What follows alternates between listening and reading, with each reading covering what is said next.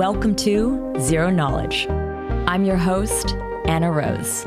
In this podcast, we will be exploring the latest in zero-knowledge research and the decentralized web, as well as new paradigms that promise to change the way we interact and transact online.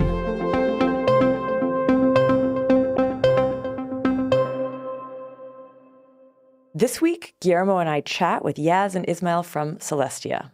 We discuss how the team prepared for the Celestia launch. We revisit DA, or data availability, and then talk about how projects are using Celestia today. We cover Blobstream and map out how a developer could tap into the Celestia DA layer. And then we chat about community building, the modular narrative, and more. Now, before we kick off, I just want to remind you that the ZK Summit 11 is happening in Athens on April 10th. This is an invite-only event, and space is limited. There's an application process to attend, and you need to apply to be eligible for a ticket. I've added the link in the show notes, so I hope to see you there. Now, Tanya will share a little bit about this week's sponsor. Aleo is a new Layer 1 blockchain that achieves the programmability of Ethereum, the privacy of Zcash, and the scalability of a rollup. Driven by a mission for a truly secure internet, Aleo has interwoven zero-knowledge proofs into every facet of their stack, resulting in a vertically integrated Layer 1 blockchain that's unparalleled in its approach. Aleo is ZK by design. Dive into their programming language Leo and see what permissionless development looks like, offering boundless opportunities for developers and innovators to build ZK apps. As Aleo is gearing up for their mainnet launch in Q1, this is an invitation to be part of a transformational ZK journey. Dive deeper and discover more about Aleo at aleo.org. And now, here's our episode. Today, we're here with Ismail and Yaz from Celestia. Welcome to the show. Thank you for having us. Hey, thanks for having us. And we have Guillermo as the co-host for this one. Hey, Guillermo. What's up? So we're very excited to have you on. We're going to be doing an episode revisiting Celestia.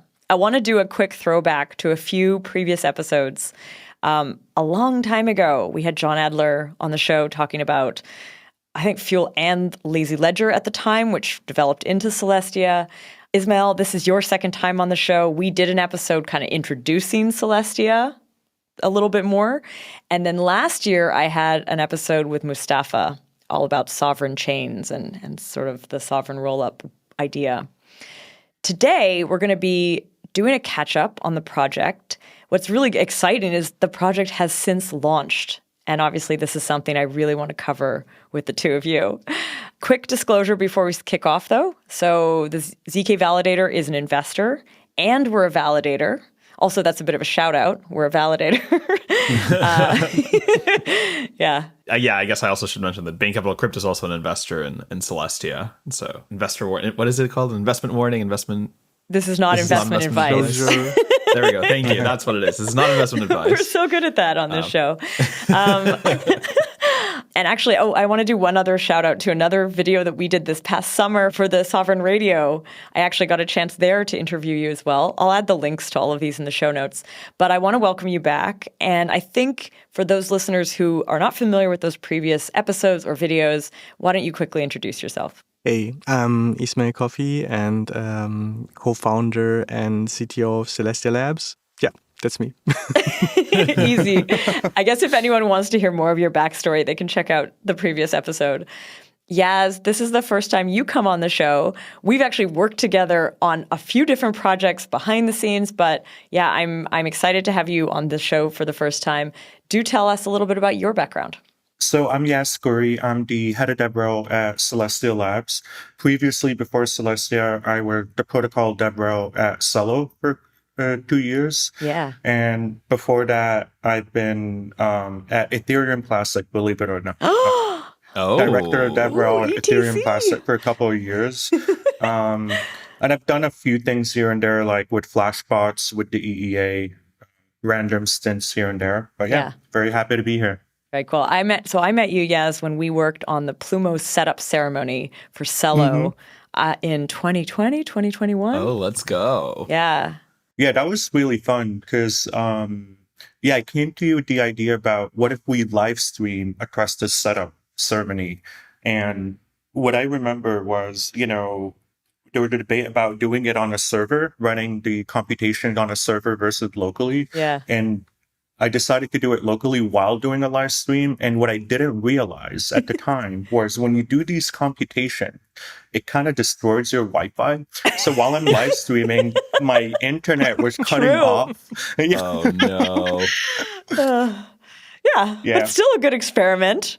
I feel like since then we've also, so last summer, ZK Validator curated part of the Modular Summit. Like you and I have kind of talked a lot about events, and so it's been fun working with you. So you've just kind of given us a bit of a background on what led you to Celestia, but what do you exactly do today at Celestia? You're saying DevRel, but I feel like your role is kind of broader somehow. So I'm cursed with the experience of things outside of DevRel because not a lot of people can do them and stuff. So while I'm still like doing DevRel stuff, I do a lot of things like outside of that covers validators, it covers core developers. But like, yeah, from a high level, there's the way I structure DevRel at Celestia, there are multiple different teams. On DevRel, we have the solution engineering team that I manage. Currently now we're at 4 engineers. No, actually 5 right now on that team. And they tap into all kind of crazy stuff, right? Like integrations, like the OP stack or the Arbitrum integration with Celestia. Now we're looking at ZK related kind of work streams. So I manage that team. There's also the developer advocacy kind of and experience work stream where we focus a lot on documentation, tutorials, and demo. Then we have programs, and that would be like the Modular Summit. Like now we're scoping out soon to be, announced later, a hackathon, and all the events and side conferences that we support. And finally, validator relations. So all validators that want to, support the network and stuff, we work with them for coordination, network upgrades, and hard fork coordination, and obviously like mainnet launch. And yeah, we also do a lot of community related operations. And the main program there with core developers is what we call the Celestia Improvement Proposal Process, or the CIP process.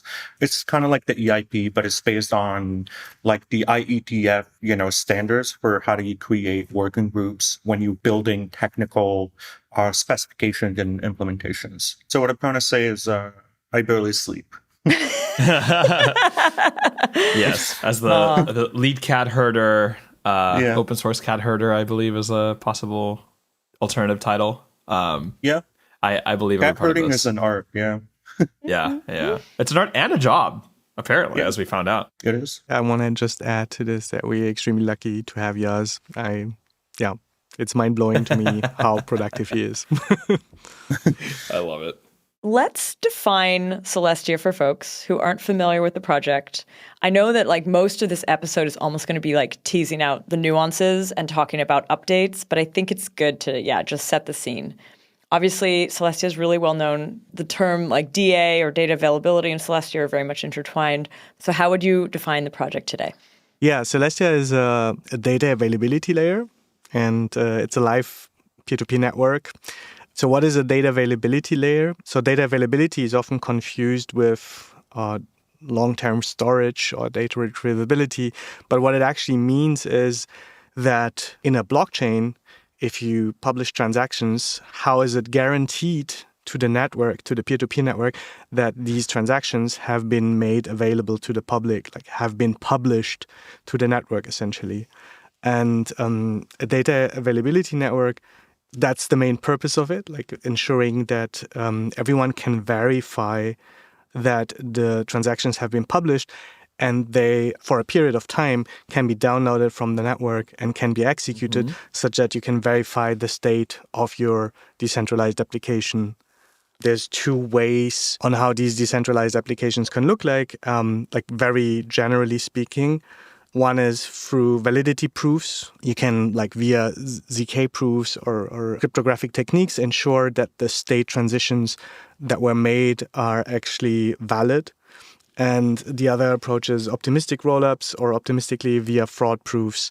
So you just assume that the state is valid, and in case there has been any malicious state transition, you can prove that via so-called state fraud proofs. And the data availability layer makes that possible. This is sort of setting the stage with a definition on DA, but how do you define Celestia as a project today? So Celestia as a project today is the live network and the community around it. It's a broad ecosystem of validators, node operators, and applications building on top. These applications benefit from low costs for data availability. There's a great variety of how these applications can look like. Most of them currently are somehow EVM focused, right? So they build on OP stack, for instance, so Optimism stack, and they settle, for instance, on Arbitrum or Optimism, so Ethereum layer 2s, but post their data instead of on Ethereum, they post it on Celestia. Wow. What we will see more and more, as I said, like there's many approaches, so we will see more and more is also alternatives to that, which could be sovereign rollups, like think of them as their own chains that do not settle on an existing settlement layer, but instead are more like Cosmos zones that do not run their own consensus. This is interesting to me. So like, where are the contracts actually deployed for these things? Do they not get deployed at all on Ethereum L1? They do. They do. Okay. How does something like that work? So the way it would work with like an OP stack implementation is you deploy your OP stack or Arbitrum-based rollup L2. The smart contracts are still on Ethereum, right? Okay. But you're submitting your blobs to Celestia, right?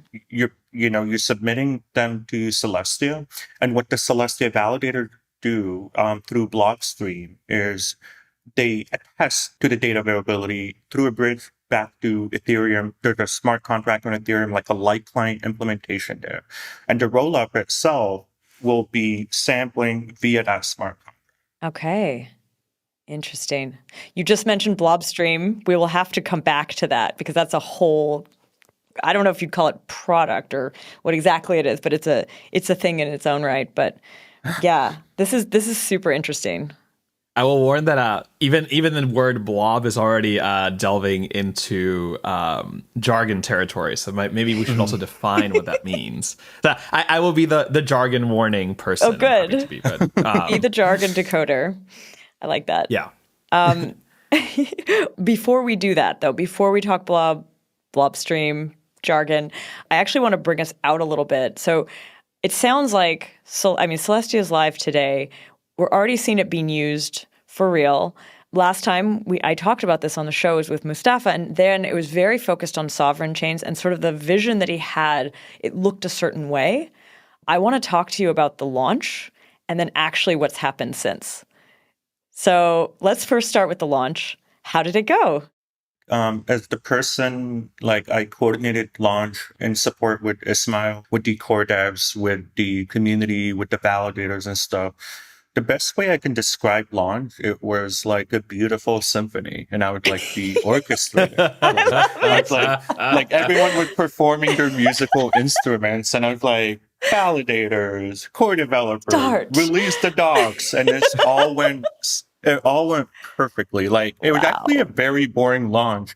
And the thing that I missed on launch, because I built a little dashboard to monitor the blocks from there's a timer until launch, and then after that it shows you block production happening.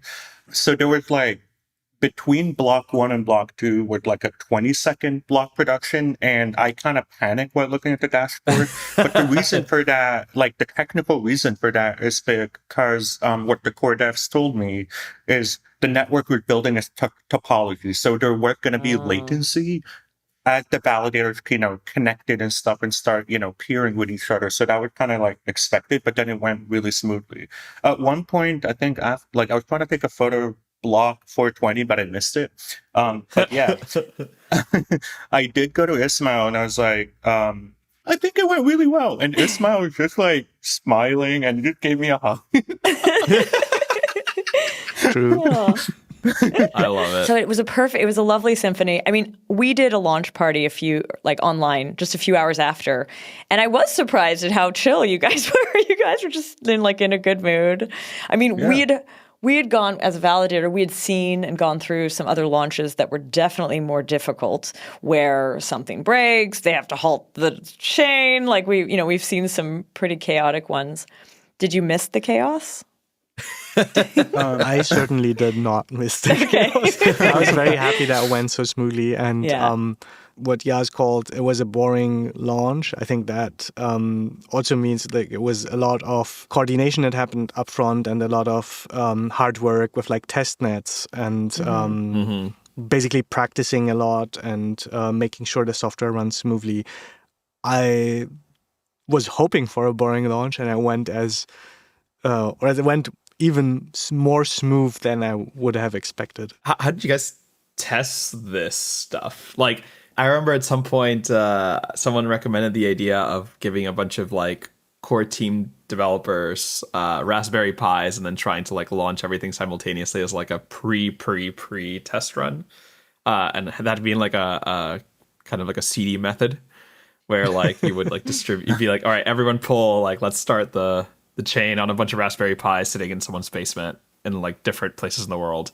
But I don't know, how do you even kind of do like continual testing on a large decentralized network? Actually, out of curiosity, this is a very procedural question. It's Isn't it an upgrade of a test net though? Isn't there usually like a test net that they've decided is like the one? We didn't do that. That's very often the case, right? Like very often chain launches today are like that, where you launch in more almost like in private, and it's like it's a test net essentially, and then someone decides like, okay, this is stable enough, and then it's public, and then it's mainnet. Yeah. But like what we did was it was very different in the sense that we assembled the Genesis file, we published that, and the community agreed on it. There's a date set in the Genesis file. Like how it technically works, there's literally just an if statement in the code that says like, oh, if it's before Genesis time, just go to sleep. Like there's like an actual line of code that says like sleep until Genesis basically. And then with that moment kicking in, the chain went live. The peers, like the nodes, look for other peers. That's the 20 seconds that Yas mentioned. Then the chain was live. So there was no such period where it was like coordinated in the background. It was like more a real decentralized launch in as much as possible almost. Is this like the OG? This is a bit of like the OG way of doing it? Yeah. I mean, for the Cosmos Hub, we did it very similarly. Okay. Why did you choose this way, though? Why not do it from a testnet upgrade? Well, we did have 4 to 5 testnet. One of them being the block space race. That the intention of the block space race were the incentivized testnet program, where we tested so many different things, and there was a lot of it mixed not only the validators but also DA nodes, like the light nodes, bridge nodes, and the full nodes. And we had 1,000 participants, and that allowed us to really, really stress test the first testnet that was designed for mainnet. And that allowed us to, update everything after. And then leading up to launch, I was coordinating with the core devs and some people running validators, like 1 testnet a week. And what we were doing was timing it, right? So you have 5 people participating. Each one has a role. Like we had a member from the DevOps team, a member from the Celestia node or the DA team, a member from the core and app team that's running that consensus client. And then you had me. I don't know what I was doing there, but yeah, I was there. Hanging out. And then you have Ismail, right? And what we did was basically there's several steps that need to happen. Starting with what, Ismail was saying, you created the Genesis file, but prior to that, you can create a small Genesis file that has to, it doesn't matter what's on it, as long as you specify that it has to start at a specific time in the future. And the future can be like in 30 minutes, right? Start in 30 minutes, right? And then everyone started running their validator, and then we monitor, right?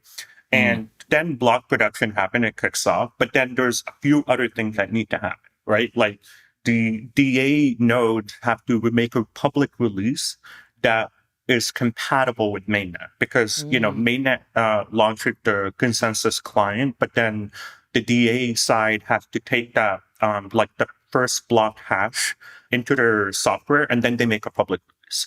Okay. And then you can start your light nodes and full storage node.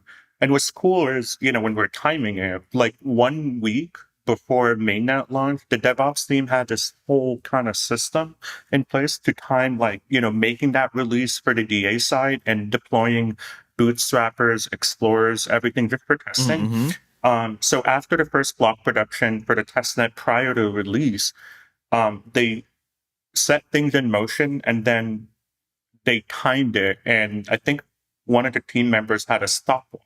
And we're like, how long did it take to deploy everything? And they're like, 14 minutes. That's I'm like, pretty all good. right, for mainnet launch, maybe you can do it under 10 minutes. We're like, challenge accepted. And it was really fun. That separation, though, the fact that like first you have the consensus, then you have this DA step, is that unique to Celestia and like a DA system, or do all kind of regular blockchains have that happening under the hood? No, because Celestia, there's multiple layers, right? There's like the consensus and DA layer, but DA has to like, see, what network is it data, sampling from. So it needs the client to first release on the consensus side before they make a public release for the DA side to start running DA nodes. Wow. That's so interesting. I think technically speaking, it could be the case that if the binaries basically that run the particular networks, right? If they were one binary, I think the Celestia node, basically the light client, and the Celestia node full node, theoretically, they could also do it without that delay initially.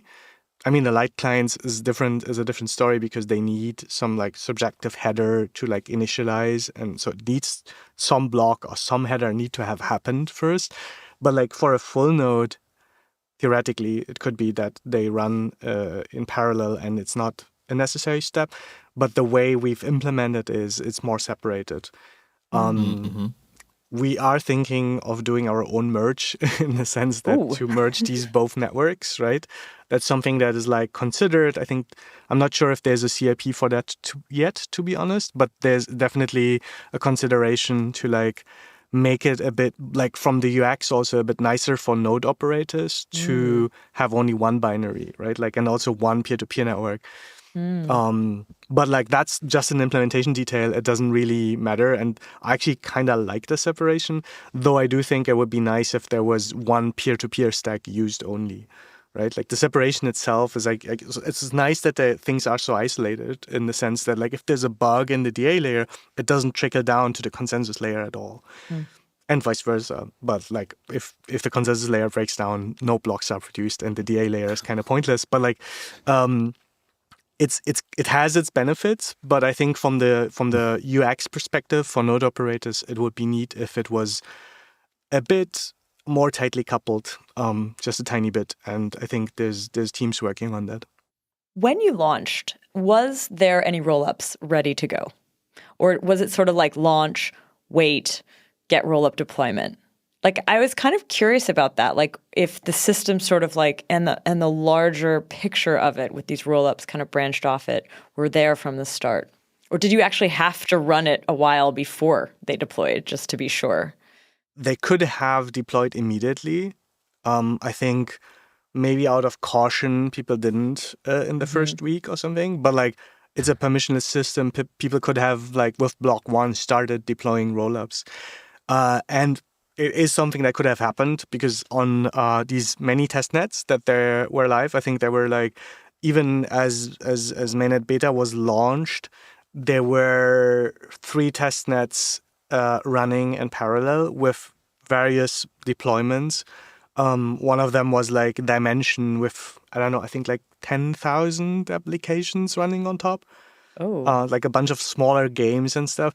So it could have been, right? Like it could have been, but like most of these rollups were getting ready themselves. Most of these rollups had testnets themselves. And I think most of them waited for a few weeks before they started posting blobs or data onto Celestia. the requirement for deploying from testnet to mainnet requires a lot of legwork that's not necessarily technical and stuff, but it does require a lot of kind of management and organization from within those roll-up teams, right? So it wasn't like, yeah, I mean, like Ismail said, it was permissionless. You can immediately deploy if you wish to, but there's a lot of coordination and a lot of, things that you got to do prior to do an official launch, right? Which is why a lot of them existed on testnet, because they just wanted testing.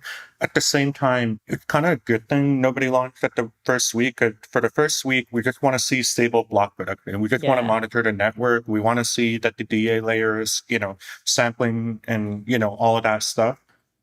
I feel like this leads us a little bit to the question of Blobstream and kind of introducing what that is. Because like on that launch day, we talked about it, but I still don't really know what to call it. Like, I don't know if it's like an initiative or a product or roll-up itself. Like, I don't know exactly what it is.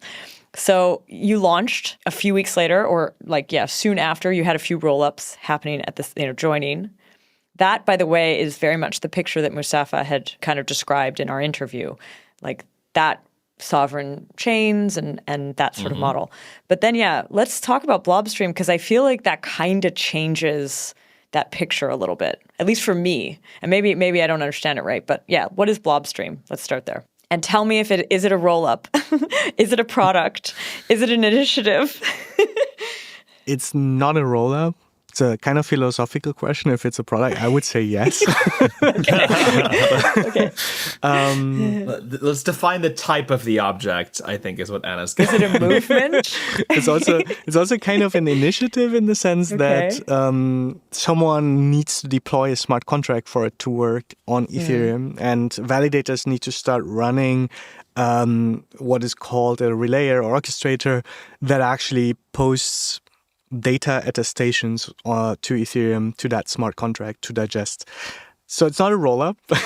Okay, that's clear. So what you could think of, like from a very high-level perspective, what you could think of, or a good analogy is like a one-way bridge from Celestia to Ethereum. And the only purpose of that bridge is to relay attestations, basically signatures of the validators to Ethereum that they attest to this data route was published to the network. That's a very simple primitive, and for that you need like these smart contracts to digest these attestations.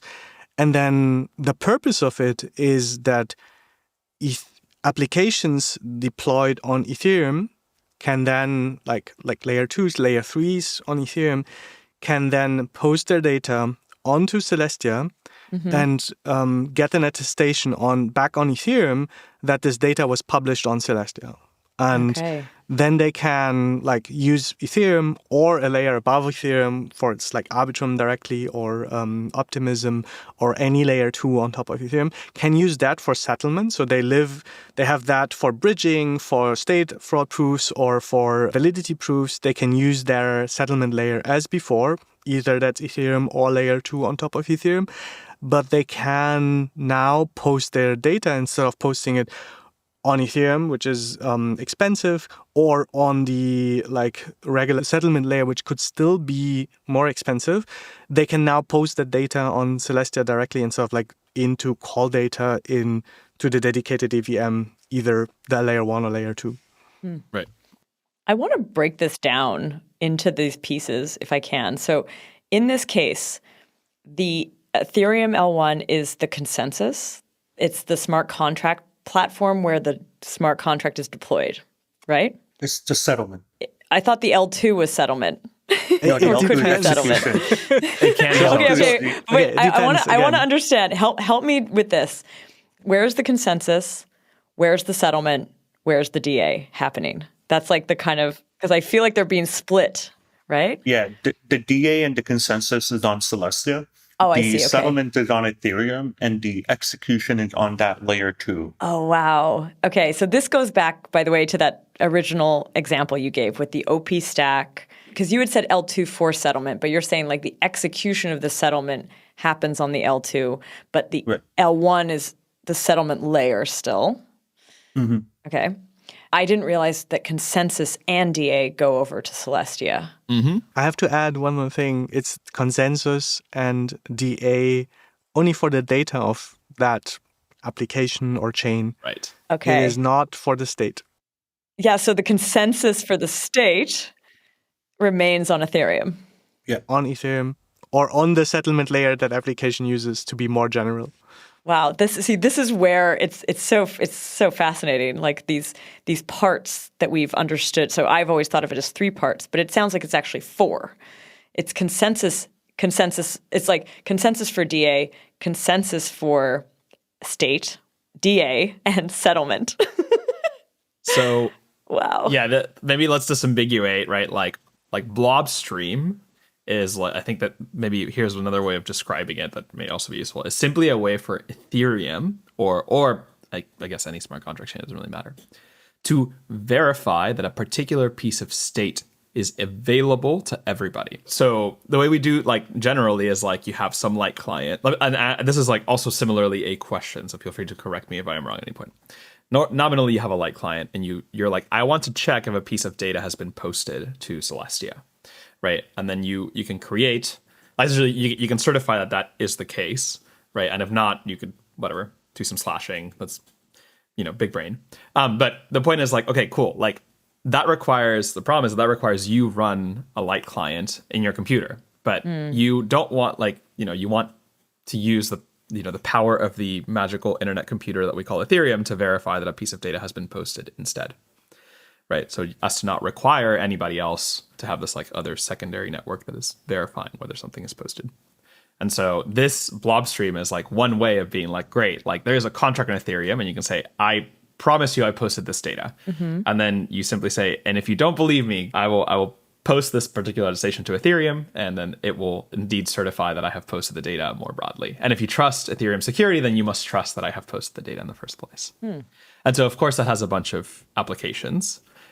This can be used to just like remove the data piece from the L2 and simply post it on Celestia. Right. So now we have like removed like one part that we often need to deal with, which is posting data to either Ethereum or some other, essentially making data available. We have now like removed that task and given it to Celestia in a verifiable way, in a way that you can indeed certify that like, here you go, the data that I promised would be available is available, and you don't have to trust anyone other than essentially like Ethereum for that to be the case. Is that roughly correct? No, that's very accurate. But to add to it, why would anyone want to do that? Why would you want to start modularizing, like moving components around and stuff?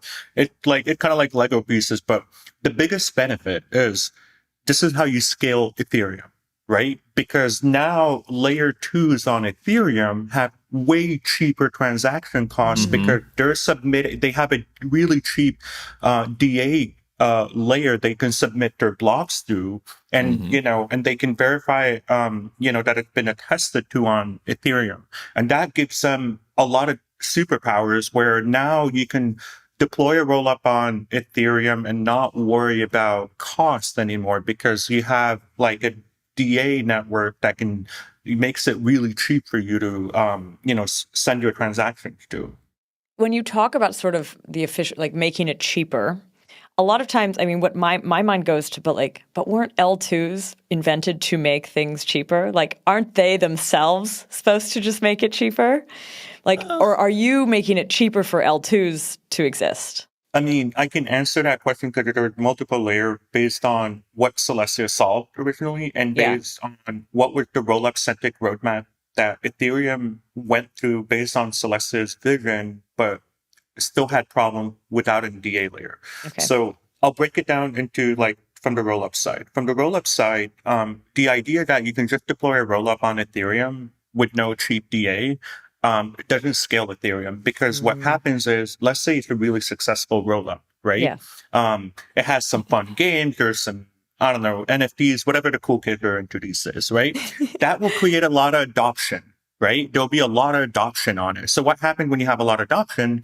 You'll have a lot of high transaction costs. Yeah. And that doesn't solve the problem of scaling because you still end up where you started, where things are really expensive. What do I do now? Well, maybe there's another rollup that I can go to. You go to the other rollup, same thing. It's another chain that, the more users, the more transaction there are, the more expensive it becomes. Do they just get filled up almost? Like when they're empty, they're really cheap, but the more action, they kind of just catch up to the L1 in terms of the gas fees. It's gas fees, right? Like for the user, they're noticing, oh, actually it's not cheaper on this L2 anymore. Because there's demand, right? It might still be cheaper as if they would deploy directly completely on Ethereum. Like it might still be cheaper on that L2. But as Yas said, once that L2 or once that roll up on Ethereum gets really popular, you compete again for data and state on that layer as well. So I think the key point here is specialization, because if you have one layer that only does data, basically, only does one thing, ensures the data was published and the data is ordered, so there's consensus on the data, then there's no competition between state execution and that on that layer. So it's highly specialized and can optimize for exactly that use case. And the applications on top can focus on speeding up the execution. So fundamentally, right, what happens with L2s is that they become more congested. Like at the end of the day, what happens on the L2 has to be posted somewhere, right? And if you are simply on Ethereum, all you're doing is you're just passing the storage cost down to Ethereum, but that's still going to cost you the same as if you were doing the thing on Ethereum, at least for storage, maybe not for compute, right? You could be running much faster, fancier, bigger computers. But for storage, you're still storing the same data, right, that you were storing previously, on Ethereum. And so that cost is always going to get passed back to you after enough usage. This was the thing that's done by the L2 itself, right? This is the L2 smart contracts, writing to the main chain, those check-in points that, I covered this years ago when we did a series on L2s. So is it those pieces then? Is it that writing to the main chain that gets moved over to Celestia? Not exactly, because if Celestia were just another settlement layer, if in a different world, right, it doesn't solve that problem either. But what Celestia solved from a high-level problem is what we call the big block problem, which basically solving the blockchain trilemma, which, if I remember correctly, it's the trilemma. A trilemma includes the triangle with security, decentralization, and I think network uptime. Correct me if I'm wrong, anyone? I think that might be it. There's so many trilemmas out there. Yeah. Sometimes privacy's on a corner, so I don't know. Yeah. At this point, it's like a 6D simplex in some space with 70 million faces, and you can pick any triangle you want out of it or whatever. Yeah. There's a lot of dilemmas. But the one you mentioned, we can go with that one. Yeah, let's go with that one. So basically, it's the big block problem, which is, for a long time, you can see, a lot of smart people can come into the space, criticizing crypto and be like, well, if your problem is high transaction costs, why don't you just increase the block, right? I'm like Elon Musk talking about Dogecoin or whatever. It's and it's well, yeah, don't you think we never thought of that, right? We can just increase the block and stuff. But the problem with the big block is, if you increase the block size, you centralize the network, because the cost of running a node exponentially increases. Right. And what Celestia solved there is allow you to increase the block size while keeping the network decentralized. And that is through what we call data variability sampling, where sampling from a high level, I can give an example of it later, but a really simple example, but from a high level allows a light node to download less or sample less than 1% of a block to get 99.99% certainty about what is included in that block, right? So in a way, the way that we could provide cheap DA for these rollups is because if the blocks increase and they start getting filled, we can increase the block size as long as people are running and people are incentivized to run light nodes in order to ensure that we can continuously sample the blocks while keeping the network decentralized. Cool. And I think this also speaks very much to the modular thesis, modular vision that you guys have been pioneering, where you're not just making the blocks bigger. You're not just it's not like this kind of unsophisticated slapping a Band-Aid on something. You're kind of dissecting out and then sampling, trying to reduce it so that it's still correct without just bloating it. It's really interesting. Yeah. Okay, I think we have a bit of a better sense for Blobstream now, although I have one last question about Blobstream. Again, we're kind of like, my original concept and the original thing we talked about with Mustafa had Celestia as not the settlement layer, but definitely like the center of rollups. Here, Celestia is interacting with another existing chain, and so it's really providing DA, but it's not providing some of the other things it would do for sovereign rollups, for example, it sounds like. You sort of said it's sort of a product, but is it a set of smart contracts that you've developed? Is it like something that if a app developer living on an L2 could deploy themselves on Ethereum, and that's what that is? Is that sort of the product? Is just like a collection of smart contracts on Ethereum that interact with Celestia? Or is it more than that? In terms of software, it's mostly the smart contracts, but also there needs to be one component in Celestia that posts these data attestations to Ethereum. Okay. And like we developed that last year, but there's also a team, Succinct, that developed a ZK version of that, much cool. better suited for this podcast. It's basically an optimization that it proves succinctly the consensus that was achieved on Celestia, right? Like then instead of the smart contract posting all the signatures and like it's being also somewhat expensive, you can have like post a proof and that can be verified, on Ethereum essentially. What's the name of that team? Succinct. Oh, Succinct, yeah. Oh, Yeah. Cool. You've had them on the Great show. team. Oh, yeah, wait. It's Blobstream X, right? Exactly. Yes, okay, right. I'm familiar with this. Yeah. So these like the name is Blobstream X, but it's essentially the same product. Like from a product perspective, it's exactly the same thing. Because for the user, it doesn't matter if a ZK proof or it's like an optimized version of Blobstream, basically. I see. I have a kind of random question that may be very quick to answer, but do sequencers of L2s ever interact with Celestia or a DA layer? The way that I've understood, like everything you described with like, I thought it was more like the app developer use like an app on an L2 that's actually like using this DA. Or are you interacting with sequencers differently? I mean, one way to look at it, like a model, is like the sequencer interacting with Celestia is kind of like, in a way, if you want to abstract it, it's the rollup interacting with Celestia. So the developer in that case is a rollup developer that's deploying a rollup, right? I see. And that's interacting with Celestia. It's kind of like if you look at the cloud computing model, like if I'm deploying an application on AWS or Google Cloud or whatever, in this case is Celestia, we're providing like infrastructure for that rollup, right? But from a user perspective, they don't really need to interact with Celestia. They're interacting with that rollup. Like that rollup could be application specific or something, but they don't necessarily interact with Celestia directly. They can if they want to, but I mean, it depends on the kind of user. I think what you're saying, though, in that case, and this does go back to another conversation, Ismail, you and I had, which was this idea that the rollup is the app. That's sort of like lots of rollups. Each one is an app.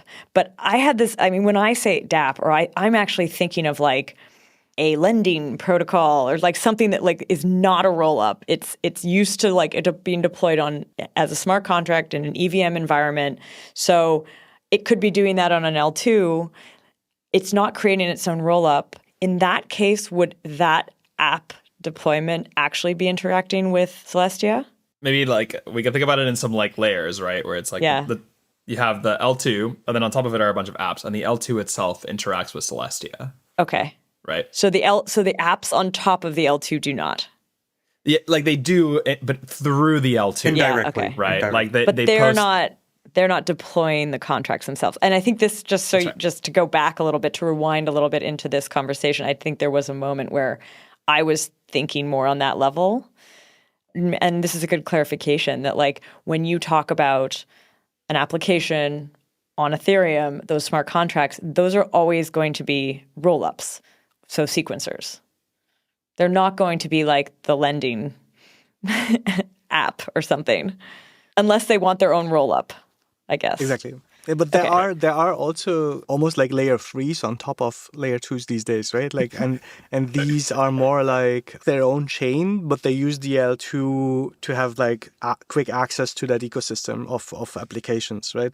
And in that they could also so maybe I'm confusing you more now, but like they could also interact directly with Celestia. So The rabbit hole goes deep. The answer, unfortunately, always is like it depends, like how people use the stack, right? I think for a smart contract living on, let's say, Optimism or Arbitrum directly, of course, the dApp developer does not need to interact or care about Celestia. But if you want to like deploy more of a like layer 3 on top, which like I think all these big rollup ecosystems now offer in various ways, then you could post your data directly on Celestia as well. If it's something you as a dApp developer need to care about, I doubt it. I think you take something off the shelf that has like Celestia integrated, like the solutions team that Yaz mentioned is working on that. And then they would write their dApp, launch their rollup in a rollup or like layer 3 or whatever it's called. Then their product, like their app, wouldn't need to care about, but they have they would make a choice. Okay, I want to post my data on this data availability layer or that data availability layer, right? What I want to do is also contextualize what Ismail's saying on the it depends part. So that's kind of like the whole thesis around Celestia, right? It depends. It's so modular that you can like, and then when people ask us, well, what can you do with it? And we're like, build whatever, it's like it becomes, because you have so much option, like it's actually very liberating. You have developer choice first, whether it's, you want to deploy your own rollup for your whatever NFT kind of application, or you want to deploy an NFT application on an existing rollup, or any other, kind of structure that you want, that it depends on what you want to do, right? And this is why we say build whatever. So we're basically adding more to the trilemma, right? Like there's more choices you can do in the sense like how much you care, for instance, about upgradability and sovereignty of your application, right? That I think is something that's like a bit underrated right now. Like people might not care enough about it right now, but like it is an actual like decision. For instance, if you deploy directly on Ethereum, you adhere to the like fork choice rules of Ethereum and like everything, right? And if you're just completely own Cosmos zone, you're completely sovereign, right? But then you have like this own consensus and like other trade-offs. Like Celestia basically enables you to not have your own consensus, but at the same time, it still enables you to choose between different layers of sovereignty or tapping into existing ecosystems if you want to. And you can like tap into different settlement layers or because I do remember that like the settlement layer is definitely separated, like Celestia's not providing that. But back then there was conversation about like a potential settlement layer for the sovereign chains. Is that still on the roadmap? Is that still something that people want to do? I think there's at least 2 teams or maybe even 3 teams that I'm aware of that want to build a settlement layer on top of Celestia. Okay. So it's not enshrined. So it's like not that we would add a general purpose execution environment on Celestia and then people would deploy their smart contracts there directly. But instead, it's like using Celestia for data availability, but there's a settlement layer on top. Like that settlement layer just uses Celestia. Or the applications on top of that settlement layer use Celestia, either directly or indirectly.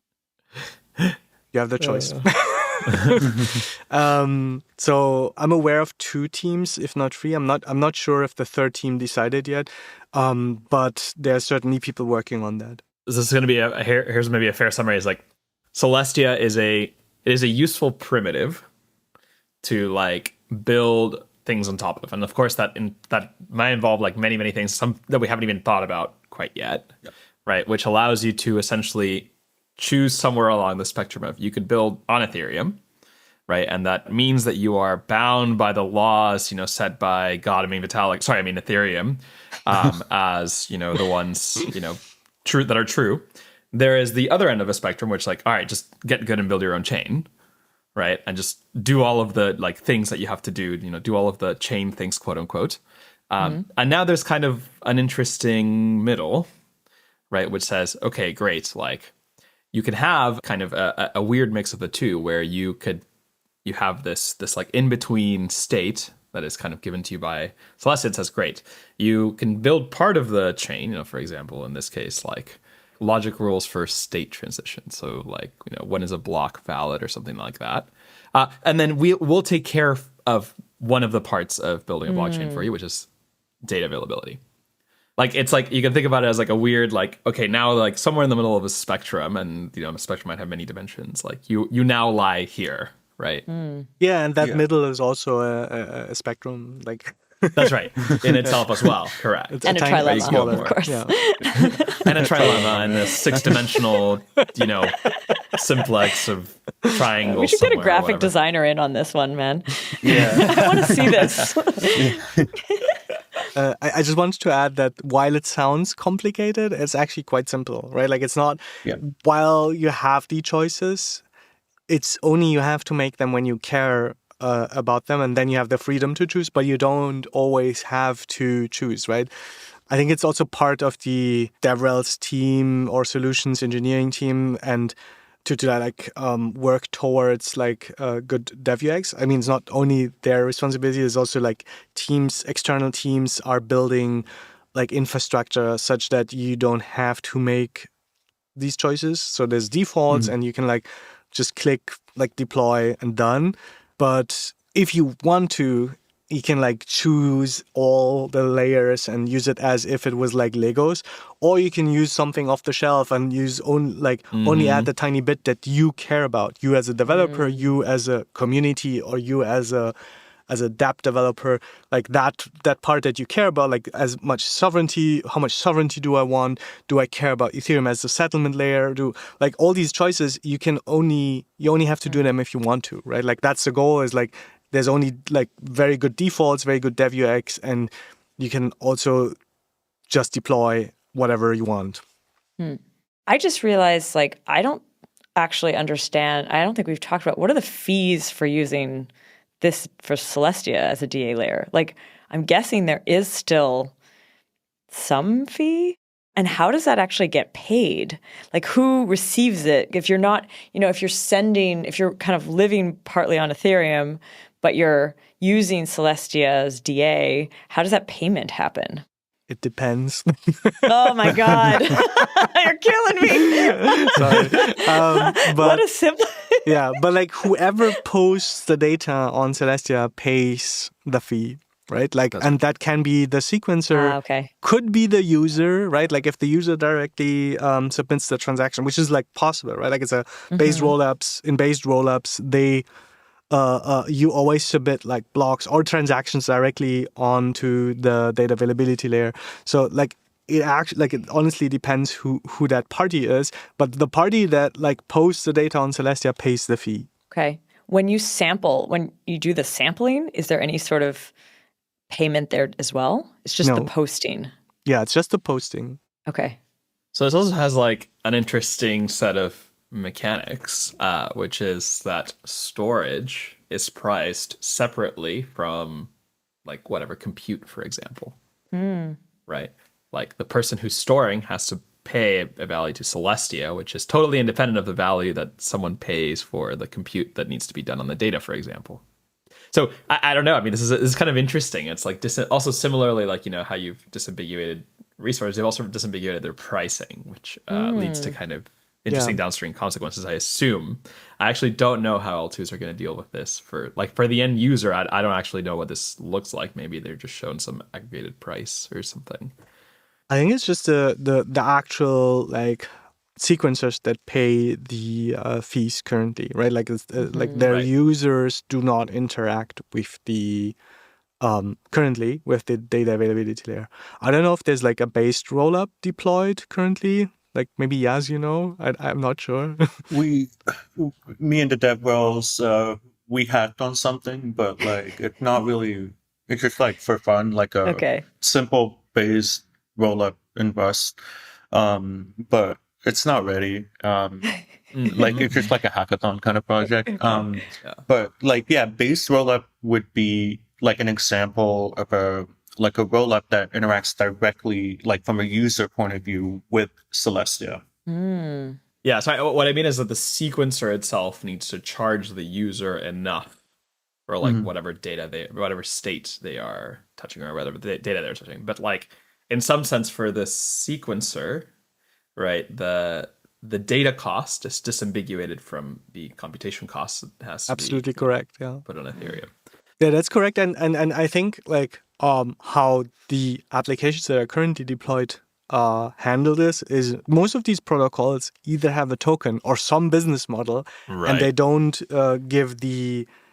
they don't ask the user to pay the fees directly. Instead, they pay the fees, and their protocol revenue is generated in their native token or however, and that's how the paying of the fees is subsidized, so to say, right? The sequencer, as it earns like money, essentially, like part of that is like set aside to deal with separate fees from Celestia and similarly separate fees from whatever. And let's say it's an L2, so whatever the fees that you need that the L1 would charge for whatever service it's providing.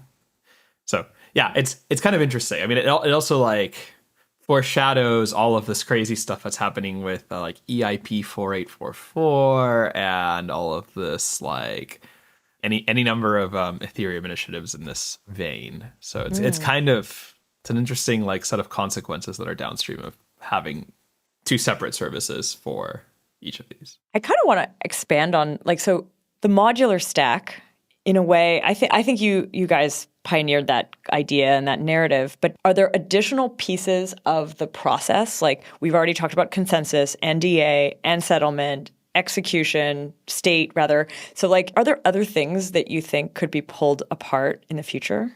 Guillermo and I and Mustafa, we actually kind of brainstormed a modular P2P network over dinner in London, if you remember. Right. That was a really fun conversation, but I thought it was really, because peer-to-peer, like as a network itself, could like, different nodes peering with different nodes. It's just like, it's not really structured in a way. It doesn't have to relate to Celestia necessarily, but like just in general, how nodes communicate with each other could be really improved and stuff. And interesting. Seeing more modularization or improvements on the peer-to-peer stack would be really cool. I want to talk about the CIP process. Yeah. Because this is, so you kind of compared it to the EIP process. This is the way that Celestia changes. I guess the reason I wanted to bring it up is I think depending on how far along you are with that process, it sort of gives us a sense for how far along you are in kind of like decentralizing the power and giving it to the community to make those decisions.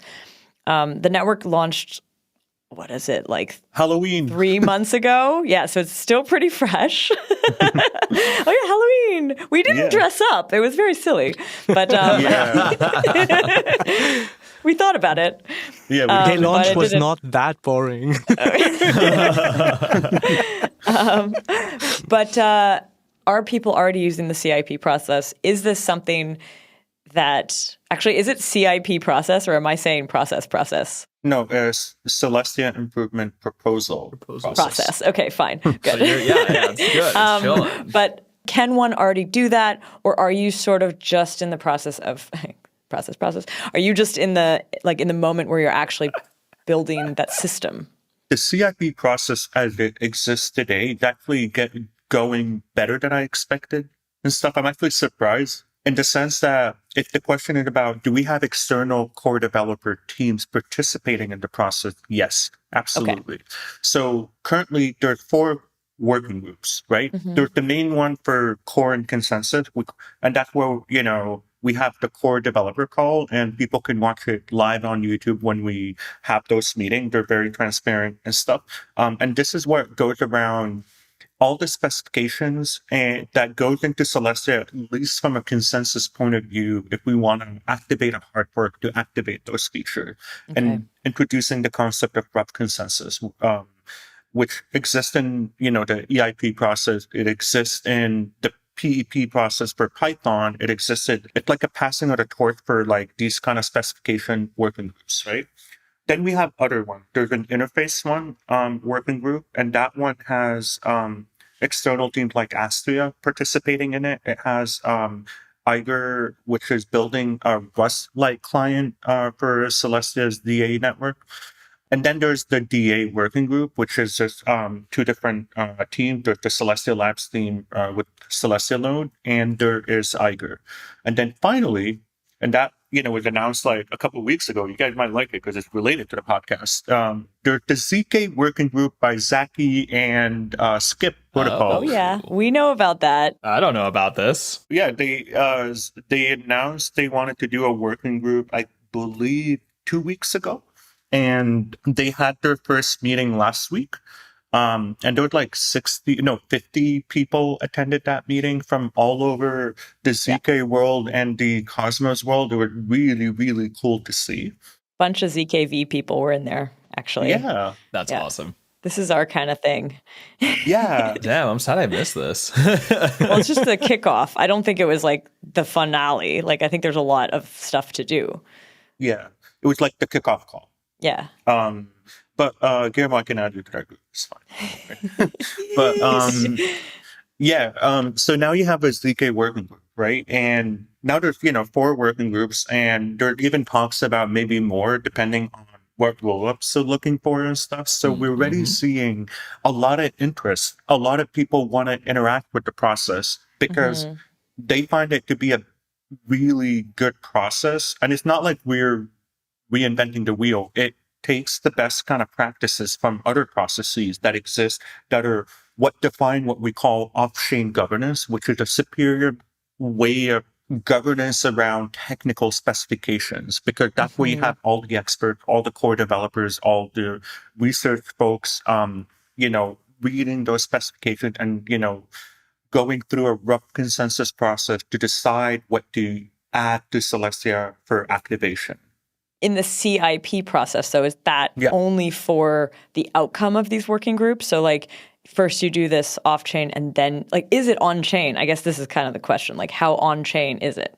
It materializes on-chain eventually, but in the sense that these decisions, if they're made and accepted by the community, will materialize on-chain, but it's completely off-chain. Like, sorry to interrupt. The decision-making. The on-chain part of this decision would be mostly like if the Celestia Lab core developer team releases a new binary and then, activates a feature in the future, that would like make it on-chain, if that's the question. I'm not sure if that's what you're talking about. No, I mean, or on-chain the question, governance. the question is there, like, do you plan on having on-chain governance and having like the validators voting on some upgrades, or do you actually picture most of this happening off-chain in working groups, and then it's like the core team basically makes the call? I'm very opinionated on it. I don't know if I'll get in trouble for saying it, but I don't really care. I've been saying it for a long time. Okay.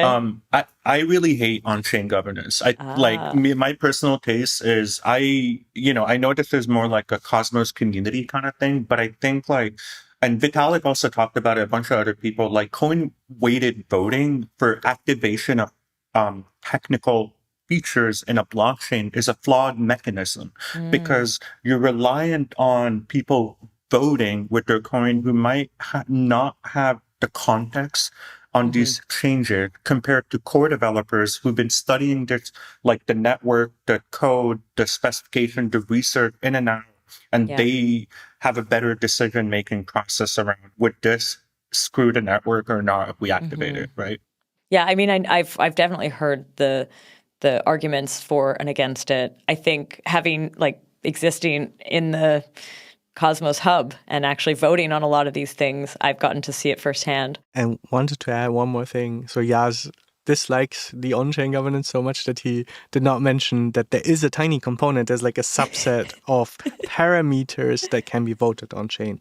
And these parameters are mostly governance-related parameters and very few minor parameters of the chain that makes like the memo field in a transaction, how large should Block it be? size. Like, what's the max? Or Okay. or how, like, what is the min deposit for actually voting on any of this? You can vote on that, but like that's What's the word for this? It's very internal. It's like exactly.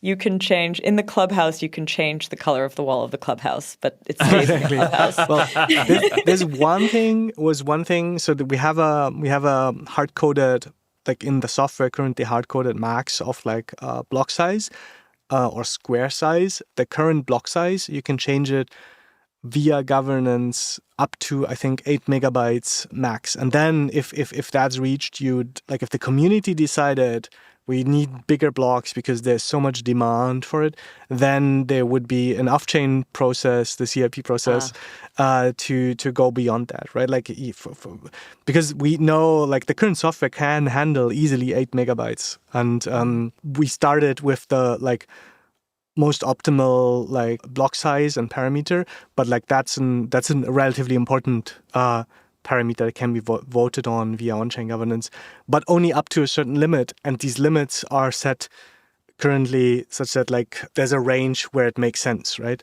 There isn't, for instance, like in other Cosmos chains, there's like also you can change inflation. There was like this huge debate on the Cosmos Hub, like if inflation should be halved, ZKV right? tipped it. It was kind of exciting. ZKV tipped it. Oh, nice. Yeah.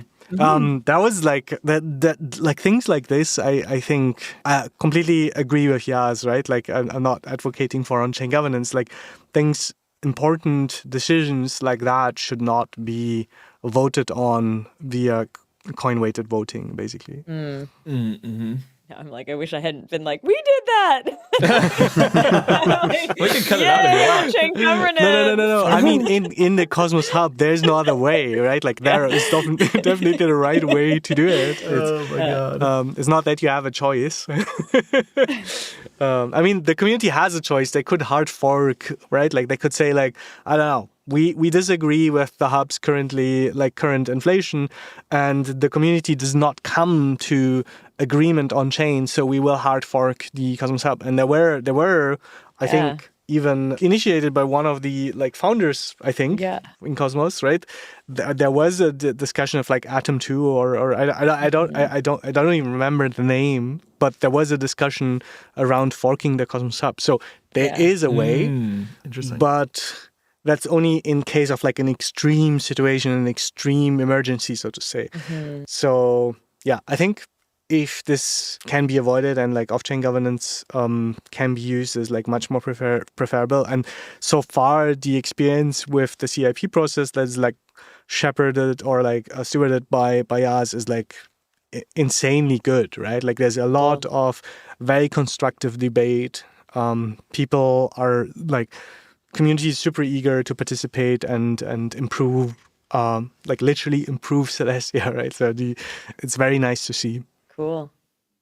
I feel like we should chat a little bit about what's coming up, technically, product-wise, and maybe events. What's in the pipeline?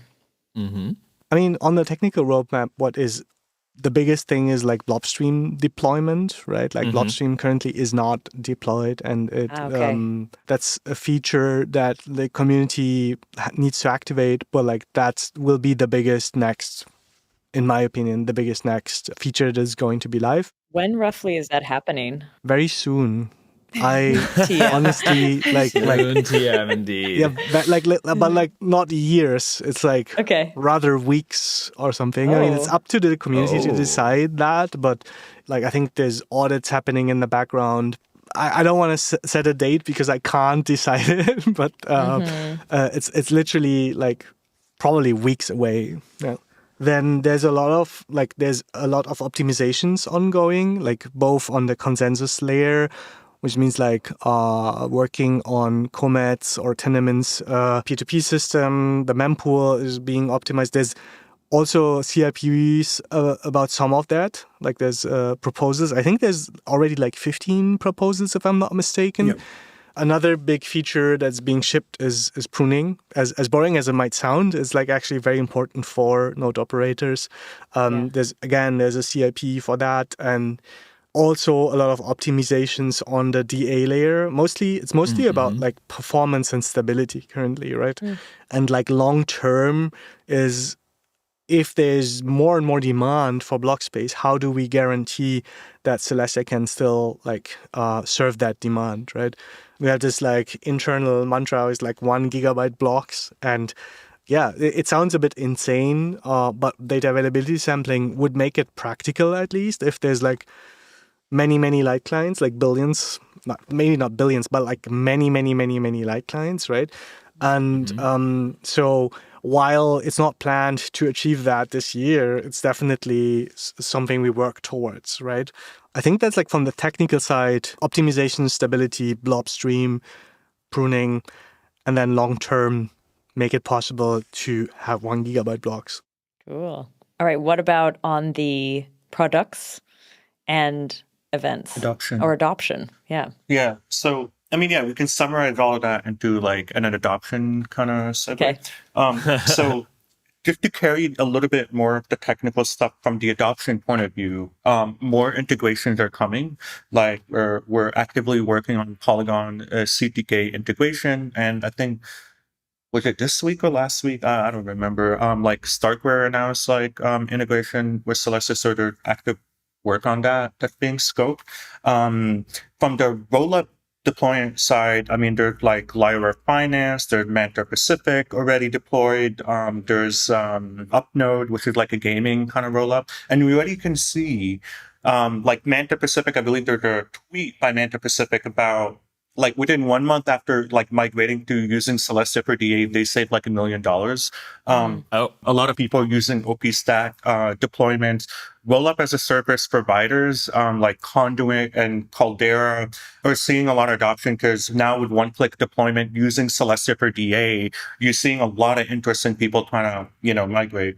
PGN, which stands for Public Goods Network, is actually shutting down. It's like a project within Gitcoin, but even though they're planning to shut down within 6 months or something, they migrated to using Celestia just to save money while they shut down. So you're already seeing really really interesting kind of like cool things happening on the adoption side.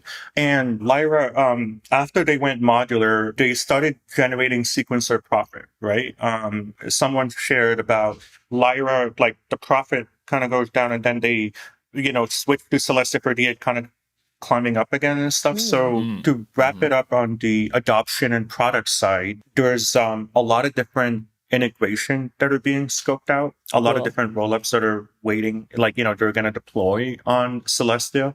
And there will be more interesting use cases for gaming rollups in the future, because now playing a game is really, really cheap. When you have a gaming rollup that uses cheap DA as a resource, right?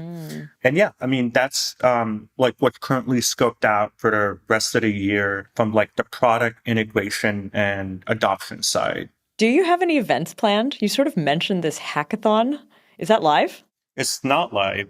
So we haven't announced a hackathon, but we are coming up with our own concept for a hackathon.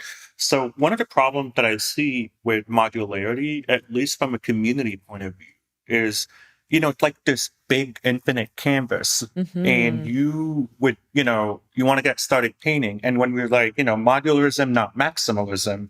So like, okay, great. Like we're modular, we're all about building and stuff, but there's a sense of belonging, right? Or like single line to like, there's no one like path that people are supposed to do. Yeah. Exactly. It's like we're that thing that kind of hooks you for a sense of belonging while you're hacking. And when you say build whatever, it's great because it gives you a lot of freedom, but it's kind of like watching Netflix where you have so many options and I spend more time deciding what to watch than what I end up watching, So what we want to do with the hackathon is going to be an online hackathon. We're going to announce it hopefully early March, around that timeline at the first version of that hackathon. But I want to introduce a little healthy tribalism into the hackathon just to make it more competitive between hackers. Ooh. I can't say anymore. It's going to be really fun, really exciting. And yeah, I mean, like there'll be like a ZK track that, we can collaborate on, Anna. Sounds good. the other things that are happening on the community side, so I'll go like, from the smaller grassroots one to the bigger one. On the grassroots events, we have the modular meetup program, and now that's spreading like wildfire, where last year we had about 12 meetups around the world. The past week we had 2 meetups, and we have like 4 planned only for January and February. One was in Nigeria, in Wari, Nigeria. The other one was in Zagreb, Croatia for this year. We have one planned for Buenos Aires, for Barcelona, for Lagos. I think there's one for Istanbul. Like a lot of the idea behind the modular meetups is, my experience with other L1s is, when it comes to like community building, is a lot of times you'll find like organizers come up to you and they'll be like, well, if you pay me a grant, I'll set up a meeting for like a meetup for you in my random part of town. And, that's fine. But like, what do you get out of it? It's not really community building, right? It's just like pay to play, kind of like, community psyops, if you will. And what I was interested in is, I wanted people who are actually committed to the vision of modularity, people who actually are passionate about being community leaders in their own like local regions, and start building something before I can even consider sponsoring them, right? And like the advice I would give them is like, well, you don't have to find a venue that you got to pay for. You don't have to do anything fancy. First, try to see how many people are interested in modularity, see the side of your community. And the easiest way to do that, go meet up at a bar. And just invite people to, it's not going to cost you anything, right?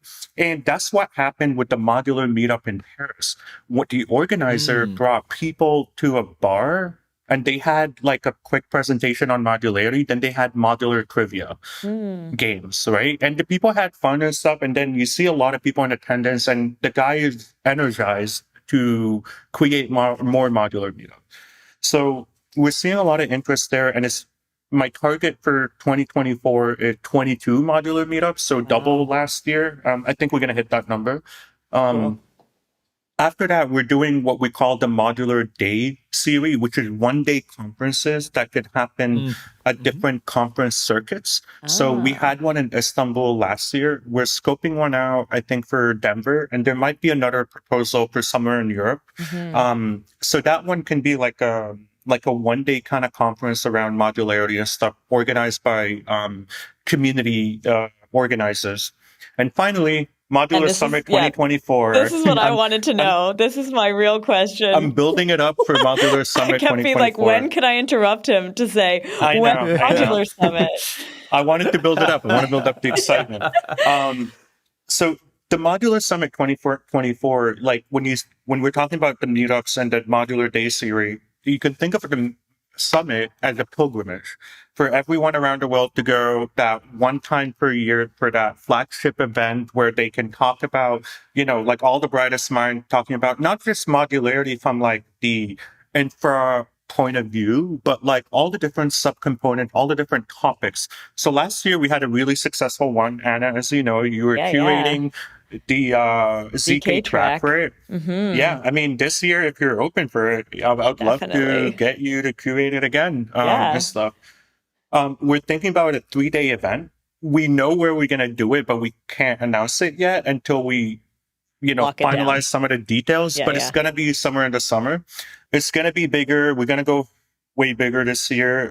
It's going to be a lot more fun, and we're still going to go with the same kind of concept around allowing different people with their own sub-communities and topics to curate it and stuff for like the main stage. And I think that's what made it special last year. Sure. Amazing. Well, thank you for that little kind of hint at what is coming. Yes, really appreciate it. I want to say thank you to both of you for coming on the show. Thank you, Ismail, for coming back on the show. Yes, you got to be on the show. I'm so happy. Thank you. Thank you for having. I'm very happy. It was pretty fun. Yeah. Nice. Yeah. Likewise. All right. Well, I want to say a big thank you to the podcast team, Henrik, Rachel, and Tanya, and to our listeners. Thanks for listening.